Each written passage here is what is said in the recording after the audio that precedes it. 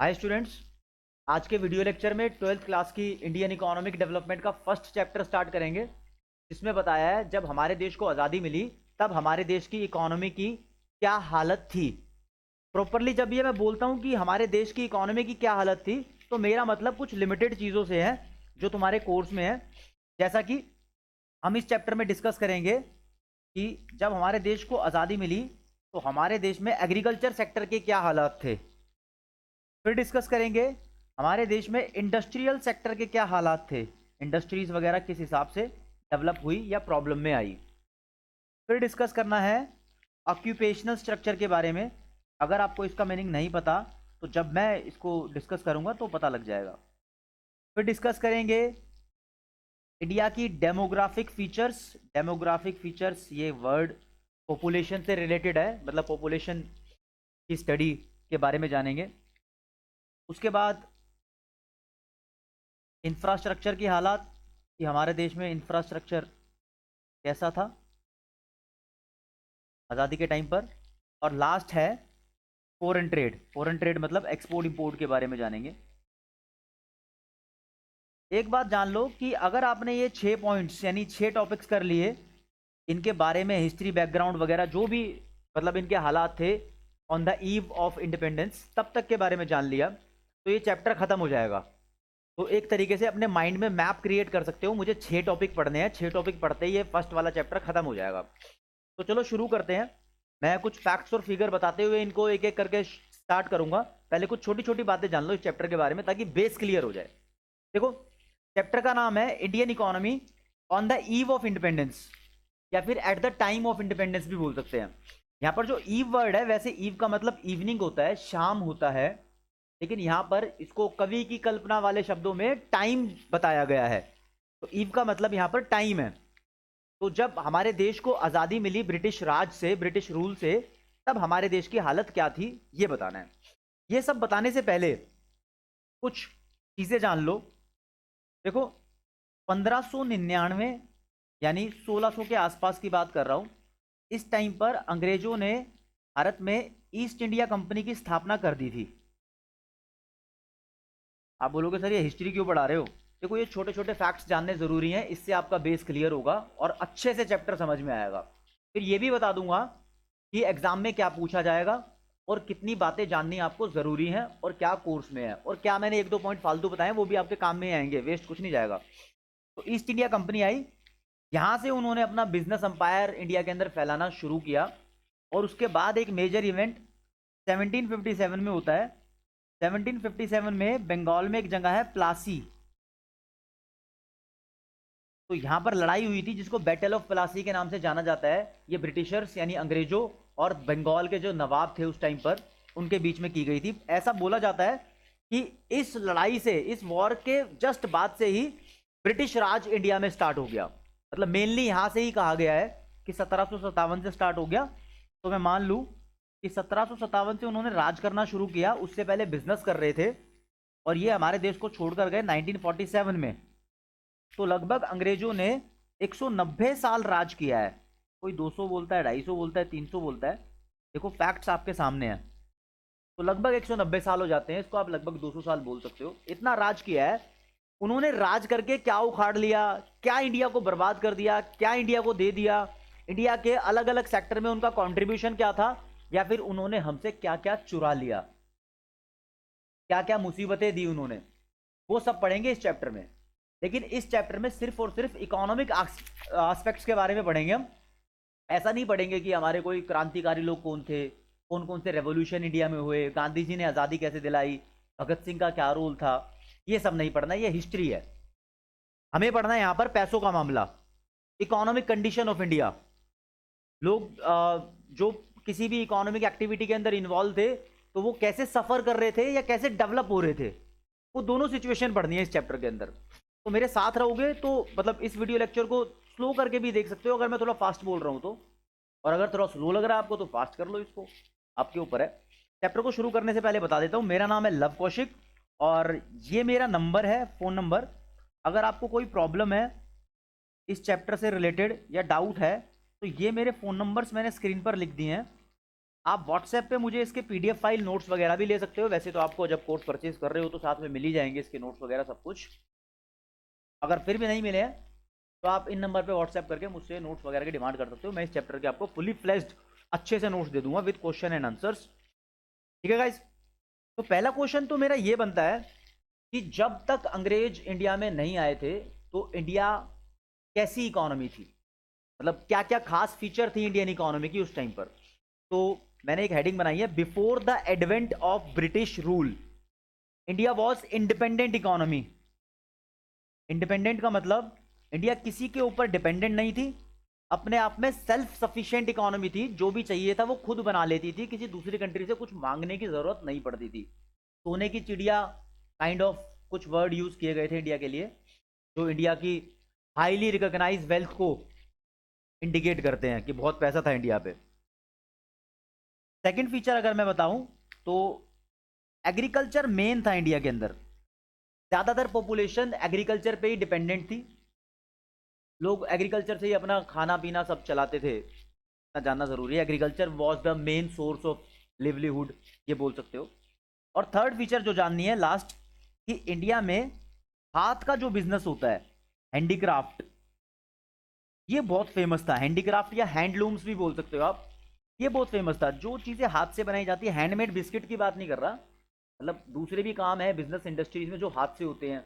Like बहुत precious stones का काम होता है, वो हीरे जवाहरात, या वो कभी किसी ने अंगूठी देखी होगी हरी नीली पीली, उसके अंदर एक पत्थर होता है, वो बोलते हैं प्रेशियस स्टोन्स है वो बहुत सारे।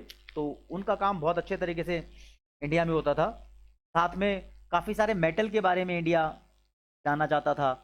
टेक्सटाइल इंडिया में बहुत फेमस था, मतलब इंडिया का जो कपड़ा था वो टेक्सटाइल बहुत फेमस था। सिल्क में भी इंडिया बहुत फेमस था, सिल्क का कपड़ा भी होता है। तो कुछ इंडिया की फीचर ये थी। फिर अंग्रेजों ने आके भारत में भारत को रद्दी कर दिया। ठीक है जी। अब ये ब्रिटिश बेसिकली इंग्लैंड को बोलते हैं यहाँ पर, ब्रिटेन जो है। वैसे तो ब्रिटेन के बारे में जानोगे तो कुछ और कंट्रीज उसमें है, लेकिन मेन इन्वॉल्वमेंट यहाँ पर इंग्लैंड की बताई है, तो आप ये जानकर चलना। फिर चलो जी, ये अंग्रेज आए इंडिया में तो क्यों आए, what was the sole purpose, उनका अकेला क्या उद्देश्य था भारत में आने का। देखो, मेन कोई कंट्री दूसरी कंट्री पे राज करने के लिए आई है या उनको गुलाम बना रही है, तो वो कंट्री ये नहीं चाहती कि हम उनको मारेंगे। बेसिकली किसी भी कंट्री ने दूसरी कंट्री के ऊपर रूल इसलिए किया है क्योंकि वो खुद की अपनी डेवलपमेंट चाहती थी। तो ये ब्रिटेन के लोग बेसिकली अपनी कंट्री में इंडस्ट्रियल डेवलपमेंट चाहते थे कि वहां की कंट्री की इंडस्ट्रीज बहुत आगे निकल जाए, तो इसलिए वो इंडिया में आए। तो इंडिया में आके क्या किया, इंडिया के जो रिसोर्सेज हैं उन्होंने उसको इस्तेमाल किया। इस्तेमाल क्या किया, आप बोल सकते हो एक्सप्लॉइट किया, शोषण किया, उन ओवर यूज कर लिया उन रिसोर्सेज को। इंडिया की लेबर को यूज किया। इंडिया को इतना कुछ खासा दिया नहीं जितना लिया इंडिया से।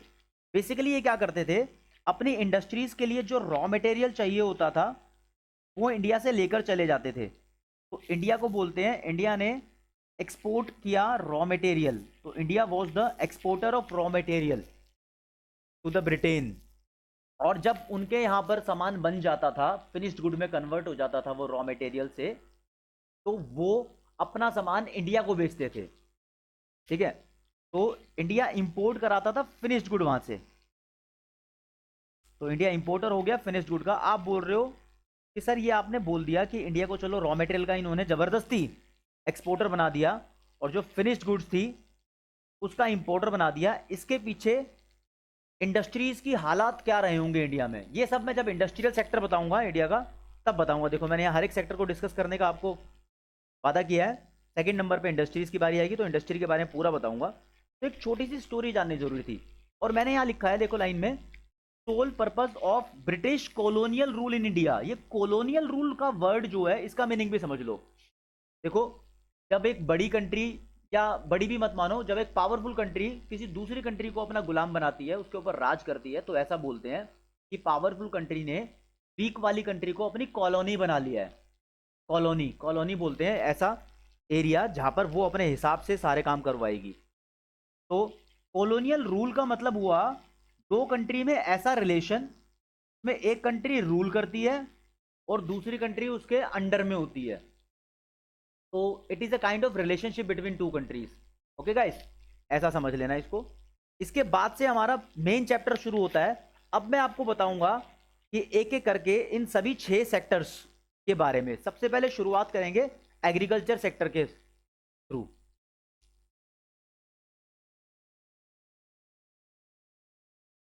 सबसे पहले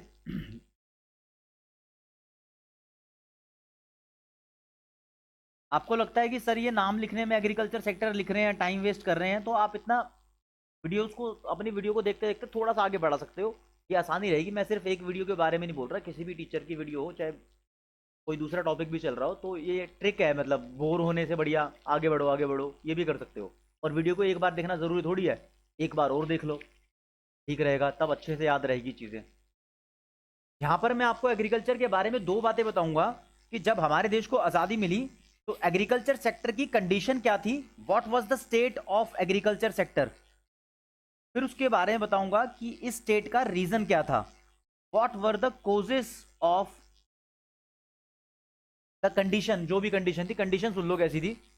सबसे पहली बात कंडीशन के बारे में बोली जाती है कि इंडिया में एग्रीकल्चर में लो लेवल ऑफ प्रोडक्टिविटी था। प्रोडक्टिविटी और प्रोडक्शन दो अलग अलग वर्ड हैं, आप इनको सेम मत मानना। प्रोडक्शन का मतलब क्वांटिटी ऑफ गुड्स है, क्वांटिटी है कि कितना प्रोडक्शन कर लिया, और प्रोडक्शन करने की जो पावर है उसको बोलते हैं प्रोडक्टिविटी।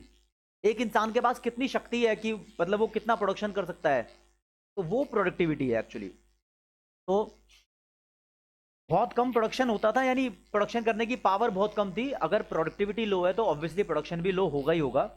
सेकंड पॉइंट इसके बारे में बोला जाता है कि मेन सोर्स ऑफ लिविंग था। मैं देखो आधी बात बोल रहा हूँ, पूरी आप समझ जाना मेरी लैंग्वेज से ही। मेन सोर्स ऑफ लिविंग था, बोलते हैं उस टाइम पर अराउंड 85% लोग एग्रीकल्चर के ऊपर डिपेंडेंट थे। ये डेटा भी थोड़ा ध्यान रखने वाली चीज है। 85% of Indian population was living in the village economy, जो कि डायरेक्टली और इनडायरेक्टली किसी भी तरीके से एग्रीकल्चर के कामों के ऊपर डिपेंडेंट थी। ओके, और डिपेंडेंट थी मतलब इनसे इनको खाना मिल रहा था। और लगभग 70 to 75% लोग इसमें काम भी कर रहे थे। ऐसा भी तो होता है ना, एक फैमिली के अंदर 4 लोग रहते हैं, काम एक बंदा करता है लेकिन चारों डिपेंडेंट होते हैं उस काम के ऊपर। तो ऐसा ही था, 85% के आसपास लोग डिपेंडेंट थे एग्रीकल्चर पे, लेकिन काम कर रहे थे 70 to 75%। एग्जैक्टली ये 72.7% है। अगर आप बोलोगे कि सर आप तो इतनी मुश्किल मुश्किल फिगर्स बोल रहे हो, क्या ये याद करनी ज़रूरी है, तो ऐसा परसेंटेज वाला मामला इतना हार्ड एंड फास्ट नहीं है कि आपको अभी कभी बिल्कुल रट्टा ही मारना है। आप जब इसको एक लॉन्ग क्वेश्चन में एक्सप्लेन करते हो तो अराउंड करके लिख सकते हो, अराउंड 70% इन्वॉल्व थे या अराउंड 85%। एग्जैक्ट लिखना ज़रूरी नहीं है, मतलब जब तक वो एक नंबर में ना पूछा जाए। एक नंबर के लिए ये डेटा वैसे पूछा नहीं जाता इतना, ठीक है। तो ये दो फीचर थी, मतलब ये स्टेट थी कि एग्रीकल्चर सेक्टर कैसा था। थर्ड नंबर पे रेनफॉल के ऊपर बहुत ज़्यादा डिपेंडेंट थी, मॉनसून बोल सकते हैं इसको।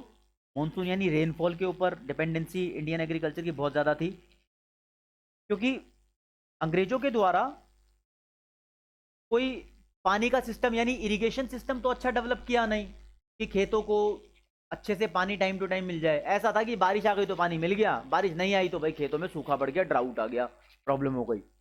तो ये 3 पॉइंट्स के थ्रू आप बता सकते हो this was the state of Indian agriculture sector eight the time of independence. तो 3 नंबर तक का क्वेश्चन आएगा तो स्टेट के बारे में आप ये 3 पॉइंट बता सकते हो। एक्सप्लेन कैसे करने हैं वो नोट्स में दिया हुआ, आप टेंशन मत लो उस चीज की, ठीक है। अब क्वेश्चन आता है कि क्या स्टेट थी, तो स्टेट बोल सकते हैं स्टेट बहुत पुअर थी। इसको बोलते हैं स्टेगनेंसी की सिचुएशन थी। Indian agriculture system was very stagnant. Stagnant का मतलब जान लो, उसका मतलब होता है स्लो ग्रोथ, बहुत कम तरक्की थी, ना के बराबर तरक्की, स्टेगनेंसी बोल सकते हो। तो क्वेश्चन अब एक और जनरेट हो सकता है कि भैया जो स्टेगनेंसी की सिचुएशन थी इसके पीछे रीजन क्या है। तो सेकंड पार्ट मैं यही बोल रहा हूँ कि कॉजेस और रीजंस बताऊंगा कि ये एग्रीकल्चर सेक्टर ऐसा क्यों था। तो नेक्स्ट पेज मैं इसके लिए ले लेता हूँ। तो यहाँ पर डिस्कस करेंगे reasons for the stagnancy of agriculture sector of low productivity भी बोल सकते हो, स्टेगनेंसी वर्ड भी यूज कर सकते हो। स्टेगनेंट एग्रीकल्चर सेक्टर मैं यहाँ लिख देता हूँ, एग्रीकल्चर सेक्टर। इसके पीछे पूरी स्टोरी जाननी है। अब इसके पीछे जो वर्ड यूज किए हैं वो देखो। इंडिया में क्या था, एक अंग्रेजों ने क्या किया, एक पर्टिकुलर एरिया में जितने भी फार्मर होते थे, फार्मर बोल लो या टिलर बोल लो, कल्टीवेटर बोल लो, है तो थोड़े थोड़े अलग इनके मीनिंग, लेकिन आप खेत पे काम करने वाले वर्कर्स बोल लो, एग्रीकल्चरल लेबरर्स बोलते हैं उनको, तो वो बोल सकते हो। सबका मीनिंग सेम सेम सा ही यहाँ पर यूज हो जाएगा, इतना कुछ डिफ्रेंशिएट करके आपको दिखाना नहीं है। तो उनका एक मेन पर्पस ये भी हो गया था किसी भी एरिया के अंदर जाकर कि जो लोग खेतों में काम करते हैं उनसे उनको टैक्स कलेक्ट करना था, टैक्स को लगान बोल सकते हैं। तो वो लगान लेना था, तो उसके लिए उन्होंने एक पर्टिकुलर एरिया में एक अपना एजेंट अपॉइंट किया जिसको जमींदार बोलते थे। उसको बोला जमींदार को कि तू जो भी खेत में काम कर रहे हैं उनसे रेंट ले, यानी लगान ले, टैक्स ले और हमें दे दे। तो सिस्टम क्या हुआ देखो, जो एक्चुअल टिलर्स थे सॉइल पे, ये मैंने लिखा, बीच में जमींदार, और फिर ये ब्रिटिश गवर्नमेंट। ब्रिटिश गवर्नमेंट क्या होता था, टिलर देते थे रेंट, यानी टैक्स बोल लो, रेंट बोल लो, कुछ भी बोल लो, जमींदार को, और जमींदार देते थे ब्रिटिश गवर्नमेंट को, ये आगे रेंट जाता था। तो एक तरीके से जमींदार मिडलमैन की तरह काम करता था। अब फायदा जमींदार का ये था कि फॉर एग्जाम्पल वो इनसे 15% रेंट ले रहा है, तो आगे अंग्रेजों ने बोल रखा था कि हमें तो तू भाई 5% दे।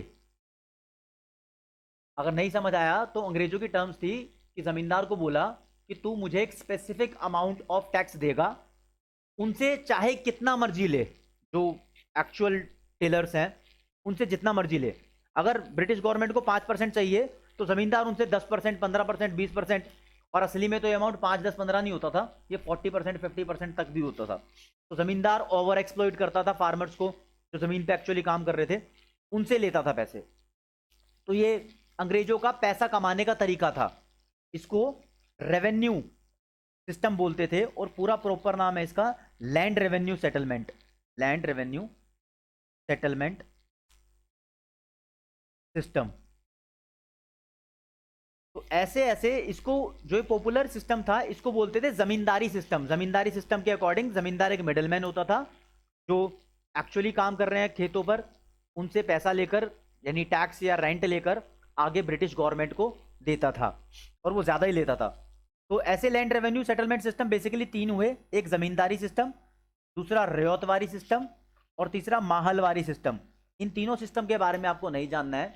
आपकी 12th क्लास की इकोनॉमी में आपको एक पॉइंट ये रखना है कि इंडिया की एग्रीकल्चर सेक्टर में स्लो ग्रोथ यानी स्टैग्नेंसी का एक रीजन ये था कि यहां पर ऐसा कोई सिस्टम चल रहा था, revenue, land revenue settlement system, जिसकी हेडिंग आप ये दे सकते हो, लैंड रेवेन्यू सेटलमेंट सिस्टम, या फिर आप अलग से हेडिंग देना चाहो तो सिर्फ जमींदारी सिस्टम को आप डिस्कस कर सकते हो, जमींदारी सिस्टम ऑफ लैंड रेवेन्यू, इसको डिस्कस कर सकते हो। रियायतवारी और माहलवारी जो दो अलग सिस्टम है उनको डिस्कस करने की जरूरत नहीं है।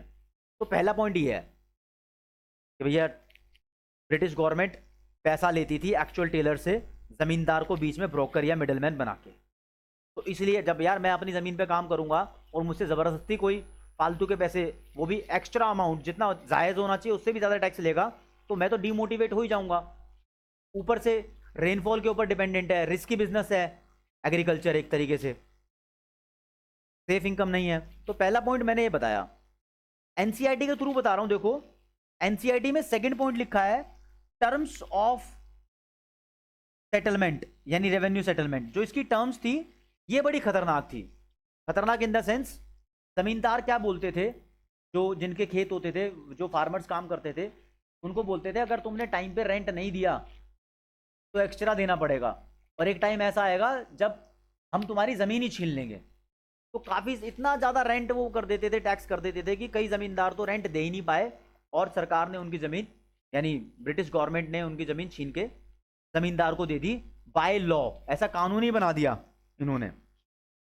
तो भी ये भी एक डिमोटिवेट करने वाला पॉइंट था। आप इसको टर्म्स ऑफ रेवेन्यू सेटलमेंट बोल सकते हो इस पॉइंट को।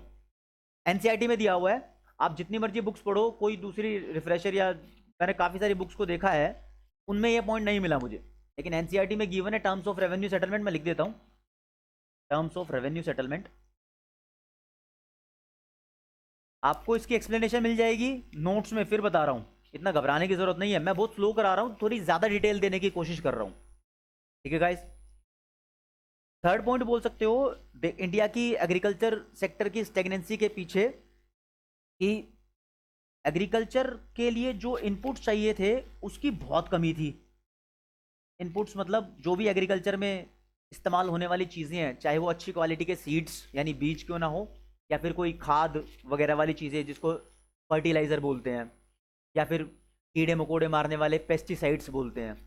तो लैक ऑफ फर्टिलाइज़र, पेस्टिसाइड और सीड्स या फिर अदर इरिगेशन फैसिलिटीज़ की कमी की वजह से थोड़ा इंडिया की एग्रीकल्चर सेक्टर में डेवलपमेंट नहीं हो पाई। तो इसको लैक ऑफ प्रॉपर इनपुट्स बोल सकते हो, अच्छे तरीके से इनपुट्स अवेलेबल नहीं थे। और देखो अंग्रेजों ने क्या किया, कमर्शलाइजेशन स्टार्ट करा दिया इंडिया में ज़्यादा अच्छे लेवल पे, कमर्शियलाइजेशन ऑफ एग्रीकल्चर। ये भी इंडिया की एग्रीकल्चर की एक बर्बादी थी। इसकी डेफिनेशन भी अलग से एक नंबर में आ सकती है, कमर्शियलाइजेशन ऑफ एग्रीकल्चर। इसको डिस्कस कर लेते हैं पॉइंट को भी। कमर्शियलाइजेशन ऑफ एग्रीकल्चर उन्होंने स्टार्ट कराया, इसका मतलब ये था कि खेतों में पहले हम फूड ग्रेन्स का प्रोडक्शन ज़्यादा करते थे, हम इसके ऊपर डिपेंडेंट थे, लेकिन उन्होंने क्या कहा, फूड ग्रेन्स का प्रोडक्शन कम करा दिया, और जो चीज़ें बिकने वाली हैं, जिसका ट्रेड पॉसिबल है, जो बिजनेस में इस्तेमाल होती है, यानी खाने की जगह, फूड क्रॉप्स की जगह कैश क्रॉप्स का प्रोडक्शन कराया। कैश क्रॉप वर्ड दिया है, या फिर आप इसको बोल सकते हो नॉन फूड क्रॉप्स। इसमें आती है इंडिगो, सबसे इंपॉर्टेंट। नील होता है जो कपड़ों का, आया नया उजाला, वो केमिकल वो इंडिगो ही होता है। या इसके अलावा दूसरी टेक्सटाइल, कॉटन वगैरह का प्रोडक्शन ज़्यादा करा दिया, और भी जो बेचने और खरीदने वाली चीज़ें हैं जिससे खाने की पूर्ति नहीं होती, बिजनेस में काम आती है, रॉ मटेरियल की तरह इस्तेमाल होती है, उन चीज़ों का प्रोडक्शन कराना स्टार्ट करा दिया। इनमें खास बात क्या हुई कि इंडिया में थोड़ी फूड ग्रेन्स की कमी हो गई। और इंडिगो की तो एक खास बात सब जानते ही हैं कि जिस खेती पर, यानी जिस ज़मीन पर इंडिगो की खेती होती है, धीरे धीरे उस ज़मीन का उपजाऊपन, फर्टिलिटी कम हो जाती है। तो इसी की वजह से भी प्रोडक्टिविटी कम हो गई। तो 4 पॉइंट आप यहाँ पर बोल सकते हो मोटे मोटे तौर पर कि इंडिया की एग्रीकल्चर सिस्टम के खराबी के ये 4 पॉइंट थे हमारे पास। एक, जमींदारी सिस्टम, दूसरा टर्म्स ऑफ रेवेन्यू सेटलमेंट, तीसरा लैक ऑफ प्रॉपर इनपुट, चौथा कमर्शियलाइजेशन ऑफ एग्रीकल्चर। और दूसरी बुक्स में और दूसरे पॉइंट भी गिवन हो सकते हैं। आप एक 5वां पॉइंट जो मैंने नोट्स में गिवन नहीं है फिर भी बता रहा हूँ, ब्रिटेन की जो गवर्नमेंट थी, जो इंडिया में रूल कर रही थी, ब्रिटिश गवर्नमेंट ने कोई खास इंटरेस्ट नहीं दिखाया इंडिया की एग्रीकल्चर को डेवलप करने के लिए। ये भी एक पॉइंट हो सकता है, लेकिन ये 4 इनफ है, 5 पॉइंट का कोई क्वेश्चन बनेगा नहीं, तो 4 याद कर लेना आप। तो देखो मेरे बताए हुए तरीके से मैंने बताया कि 6 सेक्टर आपको पढ़ने हैं। एक एग्रीकल्चर सेक्टर अभी मैंने आपको करा दिया, इसके बारे में 2 क्वेश्चन क्रिएट हो सकते थे, दोनों मैंने आपको बता दिए। इसके बाद आते हैं इंडस्ट्रियल सेक्टर पे। तो नेक्स्ट हमारा पॉइंट बनेगा कि इंडस्ट्रियल सेक्टर के क्या हालात थे आज़ादी के समय। देखो इंडिया के इंडस्ट्रियल सेक्टर को हम 2 पार्ट में डिवाइड कर सकते हैं आज़ादी के टाइम पर। एक तो हैंडीक्राफ्ट, मैंने बताया था हाथ से जो काम होते थे इंडिया के अंदर, हाथ के बिजनेस लाइक प्रेशियस स्टोन्स वगैरह, या टेक्सटाइल की बात करें वो। और दूसरा है मॉडर्न इंडस्ट्रीज, यानी ये हैवी इंडस्ट्रीज होती हैं, इसके बारे में बताऊंगा। तो ब्रिटेन की गवर्नमेंट ने जो रूल किया इंडिया में, उसने हैंडीक्राफ्ट इंडस्ट्री को बिल्कुल ही डिस्ट्रक्ट कर दिया।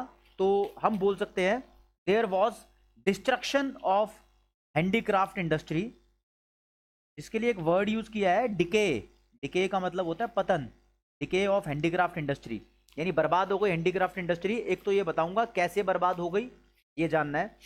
दूसरा, मॉडर्न इंडस्ट्री जो थी उसकी बहुत स्लो ग्रोथ हो गई, यानी ना के बराबर ग्रो किया इंडिया में इसने। तो दूसरा ये बताऊंगा कि इसकी स्लो ग्रोथ के पीछे रीजन क्या थे। तो इन दोनों पार्ट से क्वेश्चन बन सकते हैं। तो इंडस्ट्रियल सेक्टर की भी बहुत पुअर कंडीशन थी, आप ओवरऑल ये बोल दोगे अंग्रेजों ने कुछ अच्छा नहीं किया। ठीक है जी। तो देखते हैं सबसे पहले what were the reasons behind the destruction of handicraft industry. तो रीजन नंबर 1 ये था कि जो टैरिफ होता है, टैरिफ का मतलब टैक्स होता है जो एक्सपोर्ट और इंपोर्ट पे लगता है। टैक्स और टैरिफ सेम बात है, बस टैक्स डोमेस्टिकली यूज करते हैं वर्ड, और टैरिफ वर्ड जब यूज किया जाता है तो वो इंटरनेशनल ट्रेड के लिए यूज किया जाता है, एक्सपोर्ट और इंपोर्ट पर। तो टैक्स लगाने में थोड़ा अंग्रेजों ने भेदभाव दिखाया।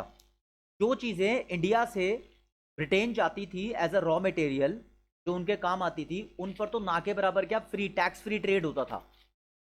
तो इंडिया से वहां जाता था टैक्स फ्री। लेकिन जो इंडियंस पहले से अपने हैंडीक्राफ्ट वाली चीजों का एक्सपोर्ट करते आ रहे थे, एक्सपोर्ट करके पैसा कमा रहे थे, इन्होंने क्या किया कि उन पर ज्यादा टैक्स लगाना शुरू कर दिया। तो हैवी टैक्स यानी हैवी टैरिफ इंपोज किया इंडिया की एक्सपोर्ट करने पर हैंडीक्राफ्ट वाली गुड्स का, और जो खुद एक्सपोर्ट कर रहे थे इंडिया से ब्रिटेन में उस पर जीरो टैक्स। तो जो भेदभाव वाली टैरिफ पॉलिसी थी इसको बोलते हैं डिस्क्रिमिनेटरी टैरिफ पॉलिसी। डिस्क्रिमिनेशन हुआ, डिस्क्रिमिनेशन का मतलब बताइए आपको, भेदभाव होता है। डिस्क्रिमिनेटरी टैरिफ पॉलिसी बहुत इंपॉर्टेंट रीजन था, यानी बर्बादी का कारण था, भेदभाव किया। दूसरा बोल सकते हैं कि अंग्रेजों का जो मशीन मेड प्रोडक्ट था वो, उसके सामने इंडिया के हैंडीक्राफ्ट वाली गुड्स कॉम्पीट नहीं कर पाई, क्योंकि मशीन से बनी हुई चीजें, जो कपड़ा अंग्रेज मशीन से बनाकर दे रहे थे वो चीप भी था और हाथ से बनी हुई वाली चीजों से बेटर भी था, यानी क्वालिटी वाइज भी और रेट वाइज भी बढ़िया था। तो मशीन मेड प्रोडक्ट से कंपटीशन नहीं कर पाया इंडिया का हैंडीक्राफ्ट इंडस्ट्री, इसको मैंने लिखा competition from machine made products. ठीक है। थर्ड नंबर पे अंग्रेजों के द्वारा भारत में रेलवे लाई गई थी सन 1850 में। इसके पीछे भी पता नहीं क्या स्टोरी है। देखो एनसीईआरटी में लिखा है 1850 में इंडिया में इंट्रोडक्शन ऑफ रेलवे हुआ, इसलिए मैंने आपको बताया। लेकिन जब थोड़ा बड़े हो जाओगे, ग्रेजुएशन और दूसरी गवर्नमेंट जॉब की प्रिपरेशन करोगे, तो हर जगह लिखा है कि इंडिया में रेलवे 1853 में आई, 1853 में। लेकिन सीबीएसई का डेटा ये बोल रहा है, तो आपको नंबर तभी मिलेंगे जब आप 1850 लिखोगे, introduction of railway in India in 1850। तो रेलवे आई, रेलवे से क्या नुकसान हुआ इंडिया को? रेलवे का यूज अंग्रेजों ने अपने लिए किया। अगर उनको एक प्लेस से दूसरे प्लेस पे सामान बेचना है, फॉर एग्जांपल अगर उनको कश्मीर से कन्याकुमारी में सामान बेचना है, तो रेल के थ्रू वो जल्दी चला जाएगा, 1 या 2 दिन में। लेकिन अगर किसी हैंडीक्राफ्ट वाले नॉर्मल इंसान को, जिसके पास आने जाने का इतना बढ़िया साधन ना हो, ट्रांसपोर्ट का सोर्स ना हो, उसको कश्मीर से कन्याकुमारी सामान बेचने में बहुत दिन लग जाएंगे। तो अंग्रेजों की स्पीडी डिलीवरी हो गई एज कंपेयर टू इंडियंस। तो यहाँ पर नुकसान हुआ फिर भारतीय बिजनेस को। तो इस तरीके से इंडिया की हैंडीक्राफ्ट इंडस्ट्री बर्बाद होने लगी। ठीक है दोस्तों, अब बताता हूं slow growth of modern industry के बारे में। पहली बात तो इंडिया में कोई खास इंडस्ट्री की डेवलपमेंट अंग्रेजों के टाइम में हुई नहीं। सन 1907 में एक मेजर ब्रेक थ्रू मिला टिस्को के रूप में।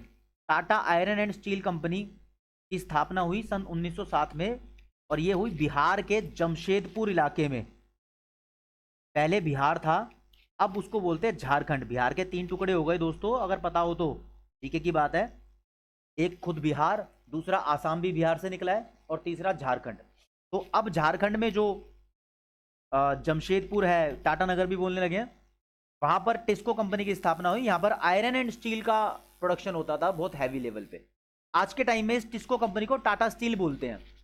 तो ये एक अच्छी इंडस्ट्री थी। इसके अलावा कोई बड़ी खास इंडस्ट्री अंग्रेजों के टाइम में इंडिया में ग्रो नहीं हुई थी। कुछ सीमेंट इंडस्ट्री भी छोटी मोटी, पेपर इंडस्ट्री भी थी, लेकिन ज़्यादा इंडस्ट्रीज की डेवलपमेंट नहीं देखी गई। तो यहाँ पर आप बोल सकते हैं कि अंग्रेजों ने इसको डेवलप होने दिया, और बाकी खुद के थ्रू क्या किया, जो पब्लिक एंटरप्राइज होते हैं यानी गवर्नमेंट कंपनी, इसकी बहुत स्लो ग्रोथ यानी लिमिटेड रोल रखा। पब्लिक एंटरप्राइज मैंने शॉर्ट में लिख दिया, लिमिटेड रोल था इसका बहुत। यानी जो जो चीजें अंग्रेजों के काम आ सकती थी, अंग्रेजों ने सिर्फ उस पर ध्यान दिया, और कोई भी सरकारी कंपनी हो उन पर ध्यान नहीं दिया। जैसे कि रेलवे, बिजली, या ये पोस्ट ऑफिस का जो काम होता है, इसको बोल सकते हो आप। यहाँ पर कुछ मेजर नाम ले दोगे तो अच्छा लगेगा। रेलवे हो गया सेक्टर, पावर सेक्टर हो गया, पोस्ट हो गया, पोस्टल टेलीग्राफ, चिट्ठियाँ बहुत पहुँचाते थे पहले किसी भी इंफॉर्मेशन को इधर उधर देने के लिए। तो इन पे ध्यान दिया, बाकी और किसी चीज़ पे ध्यान नहीं दिया। कोई बड़ी इंडस्ट्री की स्थापना, मशीनी किसी चीज़ की स्थापना भारत में नहीं हुई। ये तो खुद अपने यहाँ बड़ी इंडस्ट्री इस्टेब्लिश करते थे, इंडिया से रॉ मटेरियल चुरा के छीन के ले जाते थे। अगर टैक्स फ्री लेके जा रहे हैं तो ऐसे ही बोलूँगा मैं तो। आप लिखना मत चुरा के ले जाते थे, आप लिखना है टैक्स फ्री भेजते थे अपने यहाँ पर। ठीक है। तो लिमिटेड रोल था पब्लिक एंटरप्राइजेस का, यानी जो सरकार के अंडर में, सरकार कौन सी, भारतीय सरकार नहीं होती थी उस टाइम, ब्रिटिश गवर्नमेंट होती थी, तो उसको ही सरकार बोल रहे हैं यहाँ पर। ठीक है। दूसरा, लॉपसाइडेड इंडस्ट्रियल ग्रोथ बोल सकते हो। लॉपसाइडेड का मतलब एक तरफा होता है। तो लॉपसाइडेड इंडस्ट्रियल ग्रोथ मैं यूं बोल रहा हूं कि जो कंज्यूमर गुड्स की इंडस्ट्री थी, यानी जो आप जो कंज्यूमर गुड, चीनी, आटा, चावल, दाल जो भी होती है, टूथपेस्ट वगैरह, ऐसी चीज़ें कंज्यूमर तो परचेज करना चाह रहे थे, लेकिन कोई कैपिटल गुड्स इंडस्ट्री थी नहीं जो इनको बना सके। तो it was consumer goods industries was not supported by the capital goods industry. आप ये लैंग्वेज यूज़ कर सकते हो यहाँ पर। तो एक तरफा यहाँ पर कंज्यूमर गुड्स की ग्रोथ आप मान सकते हो, लेकिन उसका फायदा ही नहीं हो रहा था कुछ भी, क्योंकि कैपिटल गुड्स तो इंडस्ट्री की थी नहीं। ठीक है, जो मैं बोल रहा हूँ उम्मीद है आपको समझ में आ रही है। एक तरफा, और फिर बोल सकते हो लैक ऑफ हैवी इंडस्ट्री। कोई हैवी इंडस्ट्री नहीं थी, बड़े लेवल की इंडस्ट्री। इसको तो थी, वो 1907 में आई, लेकिन मैंने फिर भी आपको बता दिया कि इतना होने से कुछ काम चलता नहीं है, और भी इंडस्ट्रीज होनी बहुत ज़रूरी है। तो ये थी इंडस्ट्रियल सेक्टर के हालात। यहाँ से क्वेश्चन बन सकता है, हैंडीक्राफ्ट से भी अलग बन सकता है, यहाँ से मॉडर्न इंडस्ट्री की स्लो ग्रोथ से भी अलग क्वेश्चन बन सकता है। तो 3 पॉइंट इसके भी हो गए, 3 पॉइंट इसके भी हो गए। बाकी एक आधे नंबर में छोटे क्वेश्चन में बन सकता है कि रेलवे ने इंडिया के बिजनेस को, इंडस्ट्रीज को कैसे नुकसान पहुंचाया। तो ये यार शॉर्ट टाइम में ज़्यादा डिस्टेंस कवर कर देता था, और ये सिर्फ अंग्रेजों के इस्तेमाल में आता था। ऐसे रेलवे ने बहुत नुकसान पहुंचाया भारत के ट्रेड और इंडस्ट्रीज को। तो गाइस, जैसा कि मैंने आपको बताया, देखो ये 6 सेक्टर पढ़ाऊंगा, इसमें एग्रीकल्चर और इंडस्ट्रियल सेक्टर पढ़ा दिया है। अगला ऑक्यूपेशनल स्ट्रक्चर करने वाले हैं हम, ऑक्यूपेशनल स्ट्रक्चर पढ़ेंगे। तो गाइस, पहले तो आप जान लो ऑक्यूपेशनल स्ट्रक्चर का मतलब क्या होता है। देखो, मान लो एक कंट्री के अंदर 100 लोग काम करने वाले हैं, यानी वर्क फोर्स है 100 लोगों की। अगर इसमें से 50 लोग एग्रीकल्चर वाले सेक्टर में काम कर रहे हैं, 30 इंडस्ट्रीज यानी सेकेंडरी सेक्टर में काम कर रहे हैं, और जो बचे हुए 20 हैं उनको नौकरी मिली है टर्शरी सेक्टर में काम करने की। तो ये एक तरीके से मैंने आपको बता दिया कि हमारे देश की जो वर्क फोर्स है वो अलग अलग सेक्टर में किस तरीके से काम कर रही है, यानी किस तरीके से डिस्ट्रीब्यूटेड है। तो इस डिस्ट्रीब्यूशन को ही बोलते हैं ऑक्यूपेशनल स्ट्रक्चर। यानी एक इकोनॉमी की जो वर्क फोर्स है वो अलग अलग सेक्टर में कितना कितना डिस्ट्रीब्यूटेड है, यानी कितना कितना काम कर रही है। जैसे कि आज़ादी के टाइम पर प्राइमरी सेक्टर, सेकेंडरी सेक्टर और टर्शरी सेक्टर में कितना कितना पॉपुलेशन का पार्ट इन्वॉल्व था काम करने के लिए, उस डिस्ट्रीब्यूशन को बोलेंगे हम ऑक्यूपेशनल स्ट्रक्चर ऑफ इंडिया। तो basically it is the distribution of work force among different economic sectors like primary, secondary और टर्शरी। थोड़ा और जानते हैं। देखो, प्राइमरी सेक्टर का मतलब एग्रीकल्चर सेक्टर होता है। इसके अंदर बेसिकली नेचुरल रिसोर्सेज से जो काम होता है वो माना जाता है, जैसे कि एग्रीकल्चर सेक्टर का सारा काम, या फिशरीज बोल सकते हो, फिशिंग वगैरह, या माइनिंग वगैरह भी इसमें ही आती हैं। फिर सेकेंडरी सेक्टर आता है, ये मैन्युफैक्चरिंग सेक्टर बोलते हैं इसको, या फिर इंडस्ट्रियल सेक्टर बोलते हैं, फैक्ट्री वगैरह इसमें आती है। टर्शरी सेक्टर ये सर्विस सेक्टर होता है, बैंकिंग, इंश्योरेंस या ट्रांसपोर्टेशन जैसी सर्विसेज इसके अंदर आती है। तो आज़ादी के टाइम पर बोले तो 72.7% of Indian work force, sorry labour force, यानी जितने बंदे काम कर रहे थे, एम्प्लॉयड थे, तो जो इंडिया की लेबर फोर्स थी उसका इतना हिस्सा एग्रीकल्चर में था। तो बोल सकते हैं major part of labour force was engaged in the primary sector, agriculture sector में एंगेज था। फिर 10.1% जो वर्क लेबर फोर्स थी वो फैक्ट्री, इंडस्ट्रीज, मैन्युफैक्चरिंग यूनिट्स में काम कर रही थी, और जो बाकी बचे हुए 17.2% लोग थे वो सर्विस सेक्टर में काम कर रहे थे। अब बोलोगे सर आपने तो बिल्कुल इतना मुश्किल डेटा बता दिया, क्या ये याद करना जरूरी है? नहीं, आप इसको अराउंड 72% लिख सकते हो। इवन एनसीईआरटी में कैसे लिखा हुआ है, देखो एनसीईआरटी में लिखा हुआ है 70 से 75% लोग एग्रीकल्चर सेक्टर में इन्वॉल्व थे, 10 से 11% इंडस्ट्रियल सेक्टर में इन्वॉल्व थे, और 17 से 18% या 15 से 18% आप बोल दो, 15 से 20% भी बोल सकते हो, 17 से 18% टर्शरी सेक्टर में लोग काम कर रहे थे। तो इस तरीके से लिखा है एनसीईआरटी में। तो आप अराउंड अराउंड करके मतलब एक आसपास का फिगर लिख के आप बता सकते हो। तो क्वेश्चन आ सकता है कि ऑक्यूपेशनल स्ट्रक्चर की क्या हालात थी। तो आप बोल सकते हो पहले नंबर पे पहली हालात ये थी, एग्रीकल्चर सेक्टर के अंदर सबसे ज्यादा लोग इन्वॉल्व थे, तो it was the major source of employment, जिसमें आप डिस्ट्रीब्यूशन बता सकते हो। दूसरा, ये जो ऑक्यूपेशनल स्ट्रक्चर था इसमें रीजनल वेरिएशंस बहुत थी। रीजनल वेरिएशन का मतलब बताता हूँ अभी। रीजनल वेरिएशन वर्ड दिया है और इसको अनबैलेंस बोला गया है, अनबैलेंस था। यानी क्या कहना चाह रहा हूँ इन दोनों वर्ड्स के थ्रू मैं ये बताना चाह रहा हूँ, इंडिया में बहुत सारे एरिया होते हैं, बहुत सारे स्टेट थे, लाइक मद्रास, महाराष्ट्र आप जानते हो, दिल्ली, यूपी, ऐसे कुछ जैसे अब स्टेट है पहले थे। तो पहले जैसे कि पंजाब है, उड़ीसा है, राजस्थान है, इन 3 सेक्टर में सबसे ज्यादा लोग एग्रीकल्चर में इन्वॉल्व थे, इंगेज थे, इसमें ही काम कर रहे थे। और जैसे कुछ बॉम्बे या बंगाल या गुजरात का इलाका था, इसके अंदर ज्यादातर लोग मतलब इंडस्ट्री में थे, एग्रीकल्चर में नहीं थे। मतलब बैलेंस नहीं था कि एक स्टेट है उसमें थोड़े से लोग एग्रीकल्चर में काम कर रहे हो और उसके हिसाब किताब से कंफर्टेबली इंडस्ट्री में भी काम कर रहे हो, टर्शरी सेक्टर में भी काम कर रहे हो, ऐसा नहीं था, बैलेंस नहीं था। ये तो 99% लोग तो एग्रीकल्चर में घुसे हुए हैं, पंजाब, उड़ीसा, राजस्थान में 2-4% इंडस्ट्रीज में है। मतलब डेटा में गलती हो सकती है, कहने का मतलब ये बहुत सारे लोग घुसे हुए हैं एग्रीकल्चर में। या फिर बॉम्बे वगैरह में देखो तो बहुत सारे लोग इंडस्ट्री में काम कर रहे हैं, एग्रीकल्चर का काम ही नहीं है। तो ऐसे अनबैलेंस था। तो इतना सिर्फ आपको ऑक्यूपेशनल स्ट्रक्चर के बारे में पढ़ना है। इन सभी सेक्टर्स के बारे में जो बता रहा हूँ, एक सेपरेट सेपरेट क्वेश्चन फ्रेम हो सकता है। मैंने आपको 3 सेक्टर पढ़ा दिए हैं। अब 4th नंबर पे डेमोग्राफिक ट्रांजिशन या डेमोग्राफिक सेक्टर के बारे में बताऊंगा। तो गाइस, डेमोग्राफिक कंडीशंस हमारा अगला सेक्टर है जो पढ़ना है। इसमें डेमोग्राफिक जो वर्ड यूज किया है इसका मतलब है पॉपुलेशन रिलेटेड स्टडी, यानी भारत की जो पॉपुलेशन थी उससे रिलेटेड कुछ बातें, फैक्ट्स और फिगर जाननी है, उसके बारे में देख लो। डेमोग्राफिक जो वर्ड यूज करते हैं वो पॉपुलेशन को डिनोट करने के लिए करते हैं, इतना जानना जरूरी है। तो पॉपुलेशन के बारे में जानना है, डेथ रेट कितनी थी, बर्थ रेट कितनी थी, life expectancy rate, literacy rate, इनके बारे में जानना है। तो इनका पहले मीनिंग पता होना चाहिए, फिर उसका इन्वॉल्वमेंट यानी किस डेटा के बेस पर हम ये कह रहे हैं कि ये बेकार है या ठीक है, ये बताना है हमें यहाँ पर। ओके गाइस, डेथ रेट तो साफ पता लगता है, इसको मोर्टेलिटी रेट भी बोलते हैं, यानी मरने वालों की रेट जो होती है। बर्थ रेट, कितने पैदा होते हैं उनके बीच में। तो आज़ादी के टाइम पर इसका डेटा बहुत बेकार था, बर्थ रेट बहुत ज़्यादा थी, 48 के आसपास बोल सकते हो, और डेथ रेट थी 40। यानी अगर देखो तो दोनों ही ज़्यादा हैं। अगर 40 लोग मर जाते हैं, 48 लोग पैदा होते हैं, तो जिंदा कितने बचते हैं? 8। यानी 48 नए बच्चे पैदा हुए हैं, 40 पुराने बंदे मर भी गए, तो पॉपुलेशन की जो अब ग्रोथ हो रही है वो 8% के हिसाब से हो रही है। इसको ग्रोथ नहीं, सर्वाइवल रेट बोल सकते हैं। तो जिंदा रहने का रेट, सर्वाइवल रेट यहाँ पर 8% के आसपास था। 48% बर्थ रेट जो कि बहुत ज़्यादा मानी जाती है, 40% डेथ रेट, ये भी ज़्यादा ही थी। तो दोनों बहुत ज़्यादा थी आज़ादी के टाइम पे आसपास, अंग्रेजों के रूल में।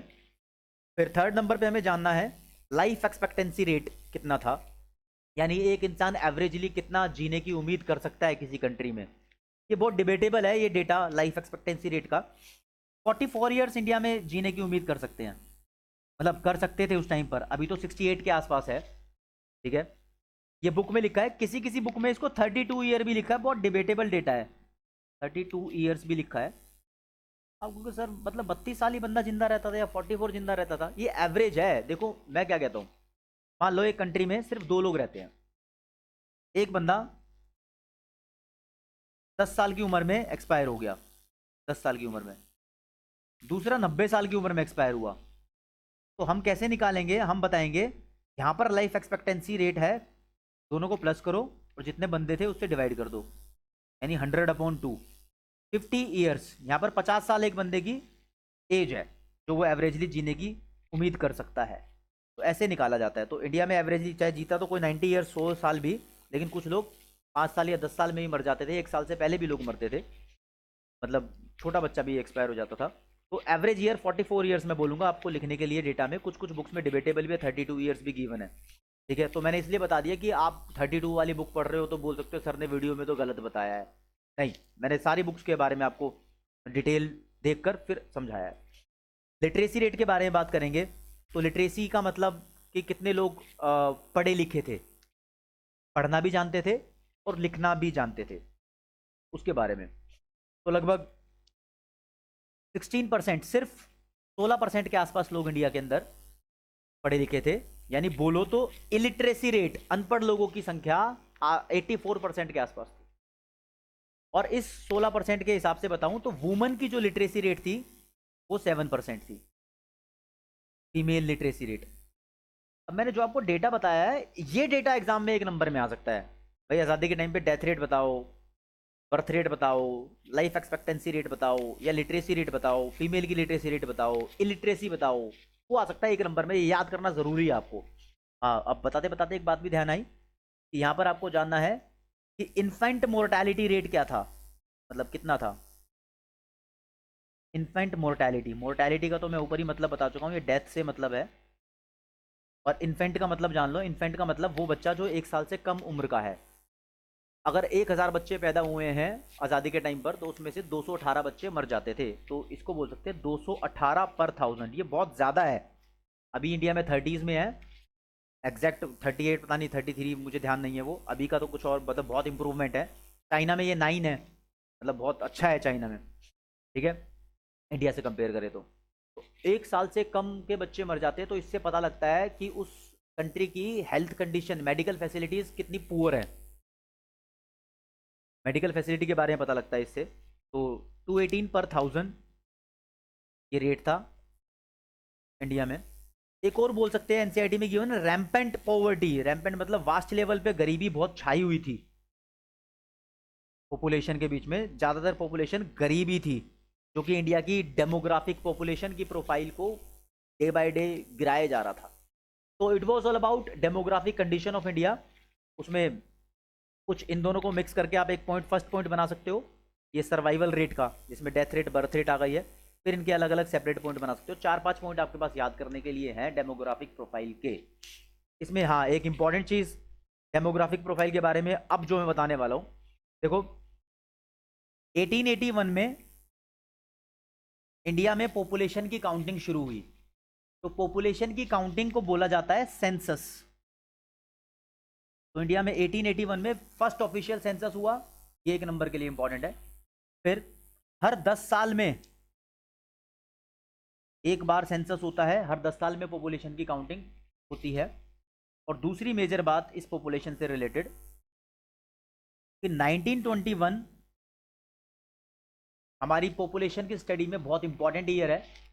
इसको हम ईयर ऑफ ग्रेट डिवाइड भी बोलते हैं, ईयर ऑफ ग्रेट डिवाइड। अब ये ग्रेट डिवाइड वाला फंडा क्या है भाई, ये जानना बहुत जरूरी है। ग्रेट डिवाइड इसलिए क्योंकि 1921 से पहले इंडिया की पॉपुलेशन की बहुत स्लो ग्रोथ थी, और 1921 के बाद स्पीडी ग्रोथ होने लगी इंडिया की पॉपुलेशन की। इसको मैं बोलूं तो स्पीडी ग्रोथ ऑफ पॉपुलेशन आप बोल सकते हो। यानी पहले तो पॉपुलेशन की ग्रोथ ज़्यादा नहीं थी, मतलब पॉपुलेशन नहीं बढ़ रही थी बहुत स्पीड से, तो और 1921 के बाद बहुत स्पीड से बढ़ने लगी।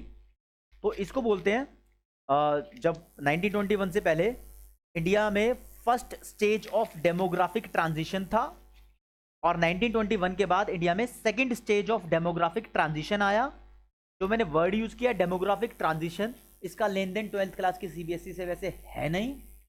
डेमोग्राफिक ट्रांजिशन में असली में 3 स्टेज हो सकती है, और किसी किसी इकोनॉमिस्ट के अकॉर्डिंग ये 4 स्टेज भी होती हैं। इनका मीनिंग भी नहीं जानना आपको कि फर्स्ट स्टेज क्या होती है या सेकंड स्टेज क्या होती है, बस एक नंबर का क्वेश्चन आ सकता है 1921 से पहले कौन सी स्टेज में था, फर्स्ट स्टेज में, और 1921 के बाद इंडिया डेमोग्राफिक ट्रांजिशन की कौन सी स्टेज में था, तो सेकंड स्टेज में, ठीक है। 1921 को ईयर ऑफ ग्रेट डिवाइड क्यों बोलते हैं, इसलिए बोलते हैं क्योंकि इससे पहले पॉपुलेशन की ग्रोथ बहुत कम थी, फर्स्ट स्टेज में था इंडिया डेमोग्राफिक ट्रांजिशन की, और इसके बाद पॉपुलेशन की जो ग्रोथ थी वो बहुत ज़्यादा दिखाई दी। India entered in the second stage of demographic transition. तो it was all about demographic profile of India at the time of independence. यानी at the time of independence का मतलब ये नहीं कि सिर्फ 1947 की बात कर रहे हैं भाई, तो 1947 तक की बात कर रहे हैं, ये मान के चल लो आप। तो थोड़ा पुराना डेटा भी इसलिए डिस्कस कर रहे हैं, ये 1881 भी इसलिए ही डिस्कस किया। अब देखो, जैसे कि मैंने आपको वादा किया कि 6 सेक्टर बताने हैं, 4 सेक्टर मैं आपको बता चुका हूं। नेक्स्ट है इंफ्रास्ट्रक्चर। हमारे देश में इंफ्रास्ट्रक्चर कैसा था, तो उसको पढ़ेंगे अब। सबसे पहले तो आप लोगों को मैं इंफ्रास्ट्रक्चर का मीनिंग बताना चाहूंगा। वैसे तो इंफ्रास्ट्रक्चर का एक डिटेल्ड चैप्टर, पूरा का पूरा चैप्टर है इस टॉपिक के ऊपर, लेकिन अभी के लिए छोटा मोटा जान लो मीनिंग क्या होता है। इंफ्रास्ट्रक्चर का मतलब है कुछ बेसिक फैसिलिटीज का होना जो एक कंट्री की बिजनेस और इंडस्ट्री को बढ़ावा दे, ट्रेड को बढ़ावा दे। जैसे कि बिजनेस इंडस्ट्री चलाने के लिए बिजली की बहुत जरूरत है, ट्रांसपोर्टेशन रोड की बहुत जरूरत है, टेलीफोन पे बात करने यानी कम्युनिकेशन की बहुत जरूरत है, हवाई जहाज का आना जाना भी एक्सपोर्ट इंपोर्ट को बढ़ावा देता है, तो एयरपोर्ट की बहुत जरूरत है। पहले शिप के थ्रू, पानी के जहाजों के थ्रू एक्सपोर्ट इंपोर्ट भी होता था, तो वहाँ जो उनका अड्डा होता है उसको बंदरगाह बोलते हैं, यानी पोर्ट, पोर्ट का भी होना बहुत जरूरी है। इंफॉर्मेशन आने जाने के लिए चिट्ठी टेलीग्राफ का होना बहुत जरूरी है, और रेलवे भी बहुत इंपॉर्टेंट है ट्रांसपोर्टेशन के मामले में। तो इंफ्रास्ट्रक्चर यानी ये सब बेसिक फैसिलिटीज जो ट्रेड और इंडस्ट्रीज को बढ़ावा देती है, उसमें अंग्रेजों ने कुछ पॉजिटिव कंट्रीब्यूशन किया। इसके लिए वर्ड यूज होता है पॉजिटिव कंट्रीब्यूशन। इंफ्रास्ट्रक्चर एक पॉजिटिव कंट्रीब्यूशन था, ठीक है। हालात क्या थी, 1850 में एक रेलवे सबसे पहले इंडिया में बनवाया, फिर इन्होंने कुछ पोर्ट्स बनवाए, टेलीग्राफ यानी चिट्ठी विट्ठी की सुविधा इंडिया में इन्होंने अवेलेबल कराई, जो कि बिजनेस इंडस्ट्री को बहुत अच्छे तरीके से प्रमोट कर रहे थे। फिर बैंकिंग सिस्टम इनकी देन है, बैंक्स वगैरह अंग्रेजों की देन है। फिर बोल सकते हो कि एडमिनिस्ट्रेशन, एडमिनिस्ट्रेशन का मतलब होता है ऑफिस का काम, प्रशासन बोलते हैं इसको। एडमिनिस्ट्रेशन वगैरह सब इन्हों की देन है, इन्होंने ऑफिस का काम वगैरह इंडिया में हायरार्की वगैरह सिखाई, कौन सीनियर कौन जूनियर, कैसे काम होता है, कौन किसको रिपोर्ट करता है, कौन किसकी रेस्पॉन्सिबिलिटीज मानता है, मतलब ऑर्डर मानता है, रेस्पॉन्सिबिलिटी फील करता है काम करने के लिए। तो ये कुछ इंफ्रास्ट्रक्चर में उनका कुछ कंट्रीब्यूशन था, लेकिन हमें हर बार ये बोलना है था तो ये पॉजिटिव कंट्रीब्यूशन, लेकिन ये सब इंडिया की डेवलपमेंट के लिए उन्होंने नहीं किया, ये सब उन्होंने खुद अपनी कंट्री की डेवलपमेंट के लिए किया। इससे एक मुझे वर्ड याद आता है, देखो मैंने आपको बताया यहाँ पर sole purpose of British colonial rule in India, इसमें वो अपनी कंट्री की इंडस्ट्रियल डेवलपमेंट चाहते थे, लेकिन उसके लिए जो वर्ड यूज होता है वो मुझे एकदम से ध्यान आया, तो मैं आपको इसको कुछ एडिट कराना चाहूंगा, पुराने में आ गए। ये चाहते थे promotion and protection, promotion and protection, promotion मैंने ऐसे लिख दिया और प्रोटेक्शन मैंने ऐसे लिख दिया, आप समझ जाना। Protection of their on economic interest, economic interest मतलब पैसों का इंटरेस्ट ही है, पैसा कमाना चाहते थे इंडिया से इंडस्ट्रियल डेवलपमेंट के थ्रू, तो आप इसको यूज कर सकते हो sole purpose of British colonial rule in India के लिए, एक नंबर का आंसर देने के लिए। ठीक है गाइस, वापस आ जाते हैं अपने इस टॉपिक पे जो मैं करा रहा हूं तुम्हें, इंफ्रास्ट्रक्चर। तो यहां पर भी यही बताना है, इंफ्रास्ट्रक्चर में ब्रिटिश रूल का था पॉजिटिव कंट्रीब्यूशन, लेकिन it was all done because of the promotion and protection of their on economic interest. वो खुद का फायदा चाहते थे, ये सब उन्होंने इसलिए किया। रेलवे वेलवे सब अपने बिजनेस के लिए, इंडियन को ये यूज करने नहीं देते थे इतना। ठीक है गाइस, और अगर बात आती है, एक अलग से सेपरेट क्वेश्चन आता है कि अंग्रेजों का पॉजिटिव कंट्रीब्यूशन क्या था, तो हम बता देंगे ये सब पॉजिटिव कंट्रीब्यूशन था, लेकिन फिर भी ये लाइन बोलेंगे ये सब उनके अपने लिए था, ऑन कंट्री के लिए था, बार बार बोलना पड़ेगा। ठीक है, इसके साथ में हम बोल सकते हैं कि एवोल्यूशन ऑफ मॉनेटरी सिस्टम भी अंग्रेजों की वजह से इंडिया में हुआ, करेंसी वगैरह चलना भी अंग्रेजों को इन्होंने सिखाया। एडमिनिस्ट्रेटिव सिस्टम इन्होंने लाया, तो इससे इंडिया के अंदर लॉ एंड ऑर्डर की सिचुएशन भी इनके थ्रू आई, पता लगा कोर्ट वगैरह में कैसे काम धाम होता है, ये सब चीज़ें, मतलब कुछ तो अच्छा खासा देकर गए हैं, लेकिन इनको हम उनका एहसान नहीं कह सकते क्योंकि सब उन्होंने अपने लिए किया, हमने उनसे सीखा। ओके गाइज, तो इंफ्रास्ट्रक्चर की हालत भी ऐसी ही थी, मतलब पॉजिटिव कंट्रीब्यूशन था, लेकिन उन्होंने अपने इंटरेस्ट के लिए किया सब कुछ ये।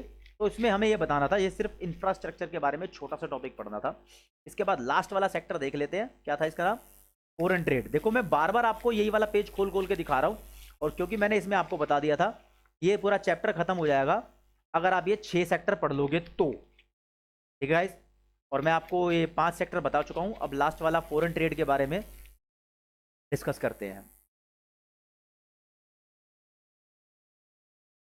देखो फॉरेन ट्रेड में जानना है एक्सपोर्ट और इंपोर्ट के बारे में, इंडिया क्या एक्सपोर्ट करता था, क्या इंपोर्ट करता था, उसके थ्रू इंडिया की इकोनॉमी पे क्या इंपैक्ट पड़ा। तो मेनली फर्स्ट पॉइंट कहा जाता है कि इंडिया एक्सपोर्टर बन गया था अंग्रेजों के शासन में प्राइमरी गुड्स का। प्राइमरी गुड्स मतलब रॉ मटेरियल हो गया।